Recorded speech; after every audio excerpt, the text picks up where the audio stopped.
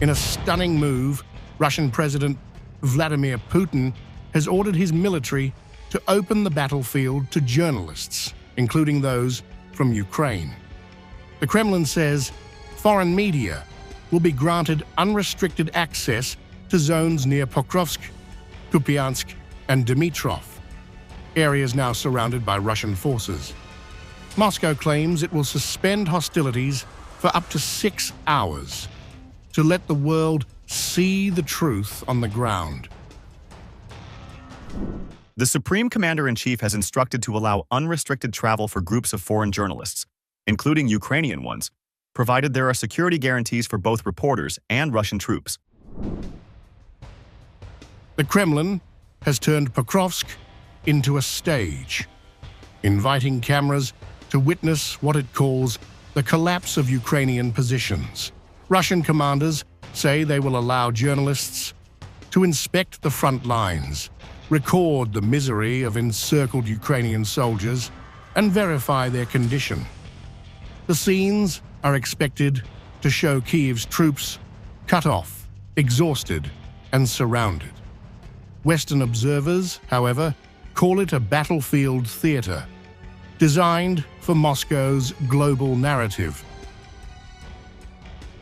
During a meeting with wounded soldiers in Moscow, Putin compared the situation to Mariupol's Azovstal siege, a reference loaded with symbolism.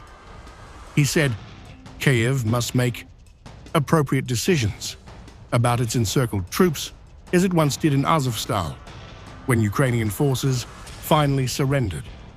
The remark was meant to sting, turning Pokrovsk into what many see as Ukraine's new Azovstal. In Kupyansk and in Krasnoarmysk, the enemy has been surrounded. Commanders do not object to allowing journalists, even Ukrainian ones, to see for themselves what is happening there, assess the condition of the encircled troops, and let Kyiv decide their fate, as they once did in Azovstal. Putin warned that any attack during the media visit would be a provocation from the Ukrainian side. He claimed Russia fears Kyiv might target journalists to later blame Moscow.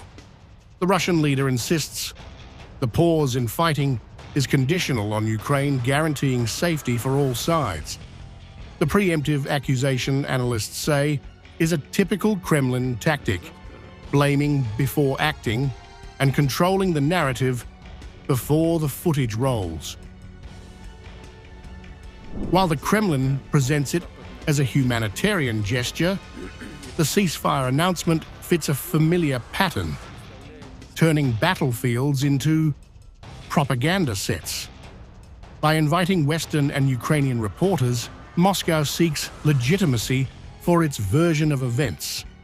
Ukraine has not confirmed whether it will provide any safety guarantees, raising questions about the credibility and risk of Russia's open front. Pokrovsk has now become more than a battleground. It's the centerpiece of Putin's war spectacle.